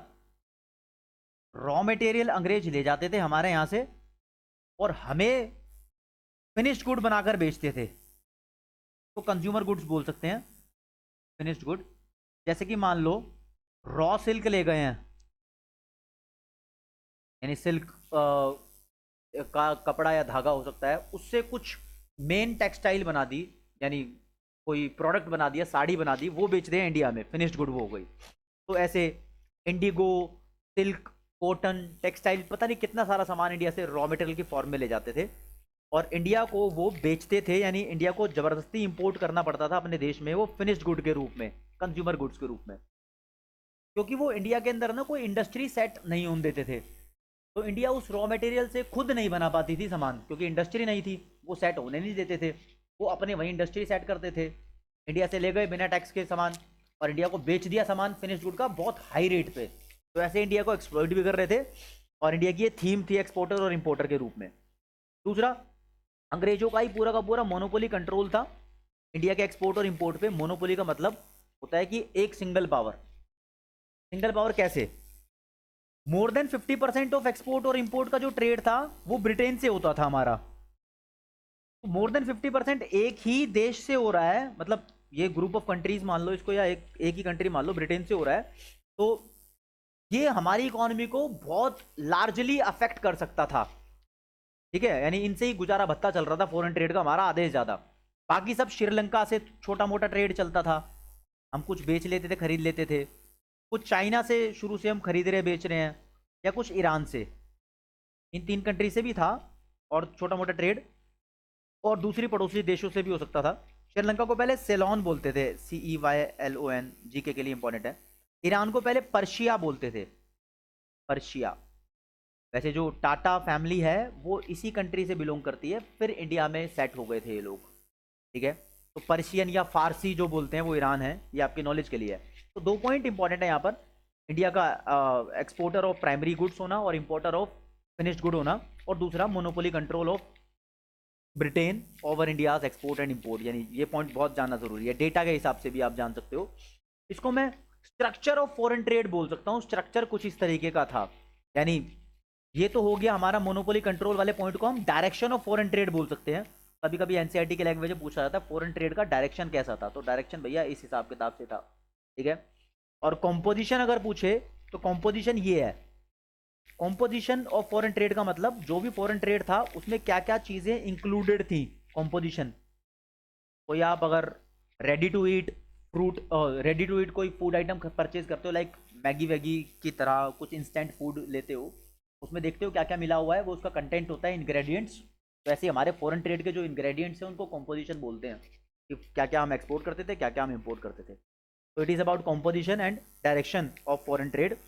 अब थर्ड पॉइंट जो इसके बारे में बताऊंगा वो इंपॉर्टेंट है। पेज चेंज कर लेता हूं थर्ड पॉइंट बताने के लिए। देखो चक्कर क्या था, इंडिया का जो ट्रेड था उसमें इंडिया को फायदा होता था एक तरीके से, बट फर्क ये था कि इंडिया में इंडिया की गवर्नमेंट नहीं थी, ब्रिटेन की गवर्नमेंट थी। फॉरेन ट्रेड से जो भी फायदा होता था वो ब्रिटेन की गवर्नमेंट को होता था। कैसे फायदा? इंडिया एक्सपोर्ट कर रहा है बहुत ज्यादा, तो रॉ मटेरियल का बहुत ज्यादा एक्सपोर्ट हो रहा है, तो यहां से ट्रेड सरप्लस जनरेट करता था इंडिया, यानी फॉरेन ट्रेड से प्रॉफिट जनरेट करता था। तो ये जो प्रॉफिट जनरेट होता था इसको ब्रिटेन की गवर्नमेंट 2 कामों में इस्तेमाल करती थी। या तो अपने वॉर एक्सपेंसेस में, उस टाइम लड़ाइयाँ बहुत होती थी, तो वॉर एक्सपेंसेस का मतलब सैनिकों का रख रखाव, उनका खाना वाना, या कुछ वेपन्स वगैरह परचेज करना, बॉम्ब वगैरह परचेज करना, ऐसी कुछ चीज़ें वॉर एक्सपेंसेस में इस्तेमाल करती थी। और बचा कुचा काम अपनी एडमिनिस्ट्रेशन में वो इस्तेमाल करती थी। एडमिनिस्ट्रेशन का मतलब ऑफिशियल एक्सपेंसेस हो गया, जो उन्होंने ऑफिस वगैरह खोले हुए थे उनके एम्प्लॉयज़ के ऊपर, या उनका सामान खरीदने में, स्टेशनरी वगैरह या दूसरे इक्विपमेंट्स जो भी ऑफिस में लगते हैं उन सबको खरीदने में। यानी जो इंडिया का फॉरेन ट्रेड से सरप्लस था, प्रॉफिट जनरेट होता था एक्सपोर्ट इंपोर्ट से, उसको वो इंडिया की डेवलपमेंट में इस्तेमाल नहीं करती थी। इंडिया के लिए रोड, मतलब रोड तो उन्होंने बनवाया है लेकिन अपने फायदे के लिए, इंडिया के लिए कोई स्कूल नहीं खोला, इंडिया के लिए कोई हॉस्पिटल नहीं बनाया, उन पैसों से अच्छे लेवल की काम कुछ नहीं किया इंडिया में, सिर्फ अपने युद्ध के लिए पैसा इकट्ठा कर लिया और भाई अपने ऑफिस के खर्चे चला रहे हैं उससे। तो दादा भाई नौरोजी एक फेमस इकोनॉमिस्ट थे, दादा भाई नौरोजी। इन्होंने बोला ये तो इंडिया की वेल्थ को लूट के ले जा रहे हैं। कैसे लूट के ले जा रहे हैं, तो इन्होंने पूरा क्लियर किया, ट्रेड सरप्लस को इस्तेमाल कर रहे हैं या तो अपने वॉर एक्सपेंसेस में या फिर अपने ऑफिशियल एक्सपेंसेस में, तो ये लूट कर ले जा रहे हैं। एंड दिस होल स्टोरी या this whole concept is known as drain of India's wealth. Drain of wealth या ड्रेन ऑफ इंडियाज वेल्थ बोल सकते हो। तो ये कॉन्सेप्ट दादा भाई नौरोजी ने दिया और ये बताकर कि ट्रेड सरप्लस के पैसे का इस्तेमाल गलत हो रहा है। इस गलत इस्तेमाल को ही ड्रेन ऑफ इंडियाज वेल्थ बोलते हैं। वेल्थ का मतलब हो गया प्रॉपर्टी और ड्रेन का मतलब हो गया लूट के ले जाना। तो इंडिया की प्रॉपर्टी को ऐसे लूट के ले गए, प्रॉफिट तो दिखा दिया, खुद के लिए इस्तेमाल कर लिया, खुद हड़प गए। तो डियर स्टूडेंट्स, मेरी तरफ से मैं आपको ये 6 के 6 सेक्टर बता चुका हूं। फॉरेन ट्रेड के बारे में आपको इतना ही जानना था। एक फॉर्मल तरीके से इस चैप्टर की एंडिंग का टाइम आ गया है। अब इस चैप्टर में जानना क्या है आपको, और एक्स्ट्रा थोड़ी थोड़ी बातें बताऊंगा। एक क्वेश्चन आ सकता है शॉर्ट क्वेश्चन में, इन सभी 6 सेक्टर में से कोई भी एक सेक्टर के बारे में पूछ लेगा, कोई भी एक सेक्टर के बारे में जो भी मैंने इंफॉर्मेशन दिया उसमें से पूछेगा। नहीं तो वो पूछ लेगा, बताओ eight the time of independence what was the condition of Indian economy. बता दो भाई भारत के हालात क्या थे, वन वर्ड में बताता हूं, Indian economy was backward eight the time of independence. बहुत पिछड़ी हुई थी, स्टैग्नेंट थी, बहुत स्लो थी इंडियन इकोनॉमी। ओके गाइस, बहुत स्लो थी, मतलब ग्रोथ के इतने कुछ खास निशान नहीं दिखाई दे रहे थे। तो फिर क्वेश्चन पूछ सकता है, 6 नंबर का भी क्वेश्चन हो सकता है ये, कि इंडियन इकोनॉमी की सिचुएशन कंडीशन पूछ ली है के बारे में। ठीक है गाइस, तो आप इसमें लिख सकते हो कि स्टैग्नेंट थी, बैकवर्ड थी, या चलो पॉइंट्स बनाते हैं।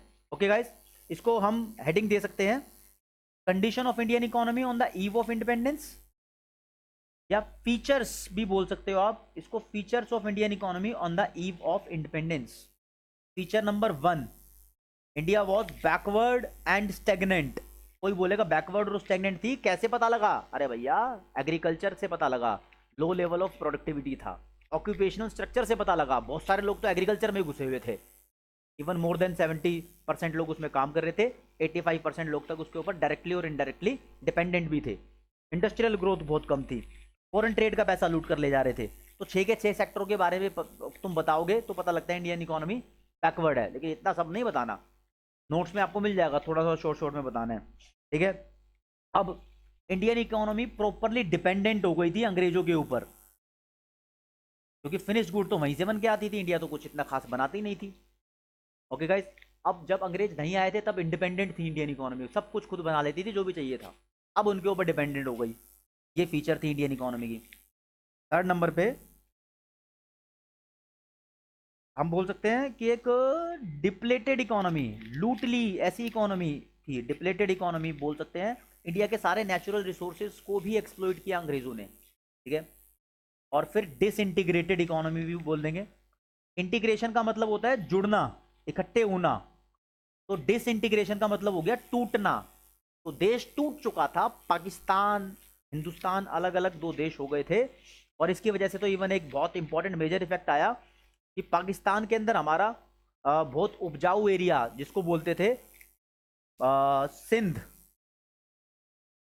और मेजर पार्ट ऑफ पंजाब जिसको वेस्ट पंजाब बोलते थे। ठीक है, वो इलाका पंजाब का और सिंध का पाकिस्तान के पास चला गया, जिससे इंडिया के कुछ हिस्सों में जस्ट आज़ादी के बाद फूड शॉर्टेज भी हो गई थी, क्योंकि मेन प्रोडक्शन तो यहाँ पर होता था फूड ग्रेन्स का। तो ये फीचर्स ऑफ इंडियन इकोनॉमी है eight the time of independence, ये बहुत इंपॉर्टेंट क्वेश्चन माना जाता है। ठीक है गाइस, अब यहाँ से क्वेश्चन एक सेपरेट आ सकता है कि इंडियन इकोनॉमी बैकवर्ड थी, इसके रीजन बता दो जरा, इसके रीजन बता दो। तो इसके रीजन ये है, जो जो प्रॉब्लम्स अंग्रेज करके गए हमारे यहाँ पर, इसी वजह से बैकवर्ड थी। आप एग्रीकल्चर सेक्टर के बारे में बता सकते हो कि लो लेवल ऑफ प्रोडक्टिविटी था, फर्स्ट पॉइंट ये बन जाएगा, मैं बोल रहा हूँ आप लिख लो। ठीक है, सेकेंड पॉइंट बन सकता है लैक ऑफ एडिक्वेट इंडस्ट्रियलाइजेशन, यानी जितना इंडस्ट्रियलाइजेशन होना चाहिए था उतना नहीं था। जो बोल रहा हूँ आप लिख सकते हो, पॉइंट बनाओ कि what was the reason for the backwardness of Indian economy, what was the reason for the stagnancy of Indian economy at the time of independence. मैं फास्ट बोल रहा हूं तो वीडियो को स्लो करो। Reason number 1 was low productivity of agriculture. Reason number 2 was deindustrialisation या फिर lack of adequate industrialisation. Reason number 3 was poverty and inequality. Poverty बहुत मास लेवल पे थी, रैम्पेंट पॉवर्टी बोल सकते हो। Fourth, poor lower demographic profile. Demographic profile में मैंने आपको बता दिया, डेथ रेट का बहुत ज्यादा होना, बर्थ रेट का बहुत ज्यादा होना, सर्वाइवल रेट कम होना, लिटरेसी रेट भी उसका ही पार्ट है, बहुत कम होना। ओके गाइस, ये बोल सकते हो। Lack of proper infrastructure facility. थोड़ा बहुत इंफ्रास्ट्रक्चर प्रोवाइड किया अंग्रेजों ने, लेकिन वो सब अपने लिए, ठीक है, प्रॉपर नहीं था। फिर इंडिया में लोअर पर कैपिटा इनकम भी थी लोगों की, लोअर पर कैपिटा इनकम, यानी पैसे भी बहुत कम कमाते थे। इस पॉइंट को भी डिस्कस करूंगा, लोअर पर कैपिटा इनकम कैसे थी। ठीक है, ये 6 पॉइंट बहुत इंपॉर्टेंट है, ये लॉन्ग आंसर क्वेश्चन में इससे बन सकता है। ठीक है, 2 हमने बनाए हैं, एक तो फीचर्स ऑफ इंडियन इकोनॉमी अलग से और बैकवर्डनेस के कोजेस अलग से। आप इन दोनों क्वेश्चन के आंसर अलग अलग समझ लो। कुछ बच्चे कुछ भी लिखकर आ जाते हैं, कोई किसी के पास अच्छा परफॉर्मा है ही नहीं इसका आंसर लिखने का, जो मैंने आपको बताया। ठीक है गाइस, अब ये जो 6 पॉइंट्स हैं, ये करंट चैलेंजेस भी हैं अभी आज के टाइम में, मतलब इंडिया को जो फेस करने पड़ रहे हैं उनकी वजह से। तो आप ये भी लिख सकते हो, इंडिया के जो क्रूशियल इकोनॉमिक चैलेंजेस थे, मतलब है नहीं थे, क्रूशियल इकोनॉमिक चैलेंजेस आज़ादी के समय पर बोल सकते हो। ये कुछ क्रूशियल इकोनॉमिक चैलेंजेस हैं eight the time of independence. Economic challenges eight the time of independence, आप जोड़ ही देना, हर टॉपिक के बाद eight the time of independence लगी जाएगा, क्योंकि आज़ादी के टाइम की बात कर रहे हैं। देखो चैप्टर भी पढ़ना कैसे है, अभी आज़ादी तक ही पहुंचे हैं, आज़ादी में क्या हाल थे भारत के इकोनॉमी के, इससे आगे बढ़ेंगे हर चैप्टर में। पढ़ना क्या तरीका है इसका, आगे बढ़ेंगे धीरे धीरे करके, अभी 1950s तक है। ओके गाइज, तो ये मैंने बताया। अब दोबारा एक बार हाईलाइट कर देता हूँ कुछ फैक्ट्स और फिगर्स जो हमने शायद डिस्कस नहीं की होंगी इस चैप्टर के अंदर, या कम डिस्कस की होंगी। सबसे पहले अंग्रेजों ने कुछ खास इंटरेस्ट दिखाया नहीं इंडियन इकोनॉमी के अंदर। वो चाहते भी नहीं थे कि इंडिया के बारे में कुछ डेटा वगैरह क्रिएट हो, लेकिन फिर भी कुछ इकोनॉमिस्ट थे जिन्होंने कोशिश की इंडिया का डेटा इकट्ठा करने की, जिसमें पॉपुलर नाम थे मेजर इकोनॉमिस्ट के, एक VKRV राव साहब, RC देसाई और दादा भाई नौरोजी। DB नौरोजी मैं लिख देता हूं, लेकिन आप दादा भाई नौरोजी पूरा मानना, ऐसे ही मैंने लिख दिया नौरोजी। और फिर थे एक विलियम डिग्बी, ये भी थे भाई, इन्होंने भी दिखाया दमखम। पिंडले शिरास, NCERT में ये 5 नाम है, आपको 5 ध्यान रखने हैं। ये 5 मेजर इकोनॉमिस्ट थे जिन्होंने इंडिया का डेटा इकट्ठा करने की कोशिश की, और डेटा में ये पता लगाया गया कि इंडिया में जो पर कैपिटा GDP ग्रोथ थी, पर कैपिटा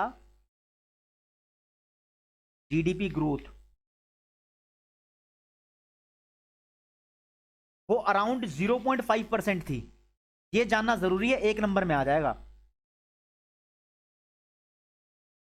अराउंड 0.5%, आप इसको लेस देन 5% भी, लेस देन 0.5% भी बोल सकते हो, लेकिन अराउंड इसके लिए वर्ड यूज किया हुआ है।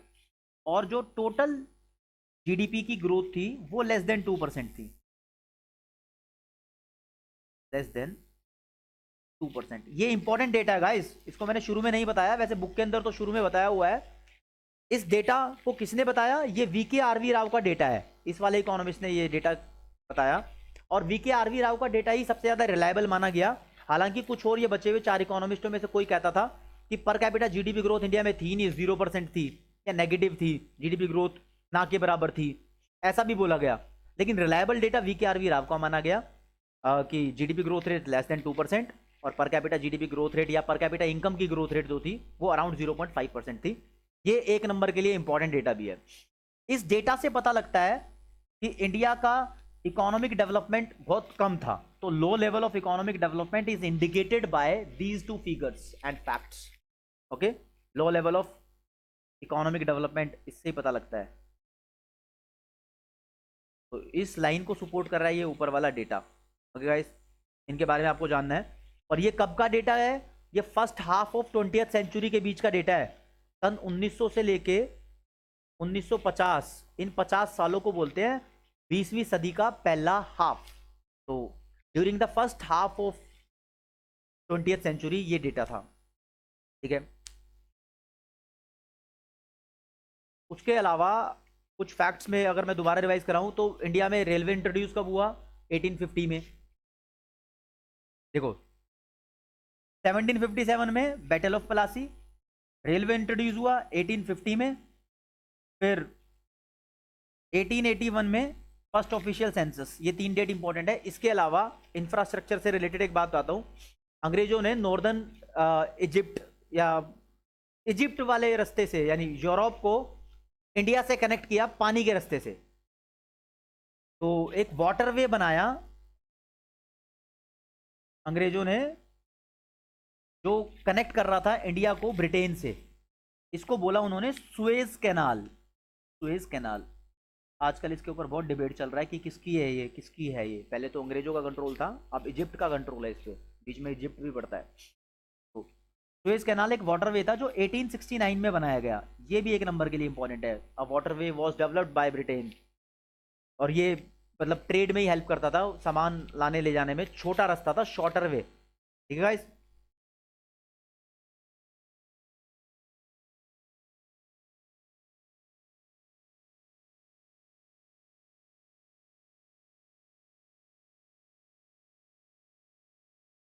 तो गाइस मेरी तरफ से ये चैप्टर अभी कंप्लीट हो गया है।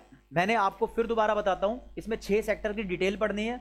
और ये जो 6 मेन टॉपिक्स थे कि इंडियन इकोनॉमी की फीचर्स क्या थी आज़ादी के टाइम पर, उसके अलावा कुछ छोटी छोटी चीज़ें पढ़नी थी। जैसे मैंने बताया ये डेटा एक इंपॉर्टेंट है, जो शुरू में बताया एनसीईआरटी में, मैंने आपको बातें बताया। फिर ये कुछ डेट्स इंपॉर्टेंट है। इसके अलावा ईयर ऑफ ग्रेट डिवाइड है। एक इंपॉर्टेंट बात मैं आपको बताना भूल गया कि अंग्रेजों का भारत में आने का एक 2 फोल्ड मोटिव था। 2 फोल्ड मोटिव से बहुत फेमस है बात ये अभी भी कर सकते हो, पहले करा रखा मैंने आपको, वैसे नाम नहीं लिया था। 2 फोल्ड मोटिव ये था कि इंडिया को रॉ मटेरियल का एक्सपोर्टर बना देना, पहला मोटिव। दूसरा फिनिश्ड गुड का इंपोर्टर बना देना। तो it was the 2 fold motive, जिससे इंडिया में इंडस्ट्रियलाइजेशन अच्छे से नहीं हो पाया, क्योंकि इंडस्ट्रीज तो वो अपने वहीं सेटअप कर देते थे, ठीक है। अब इस चैप्टर में भारत को कैसा छोड़कर गए अंग्रेज, ये पढ़ लिया।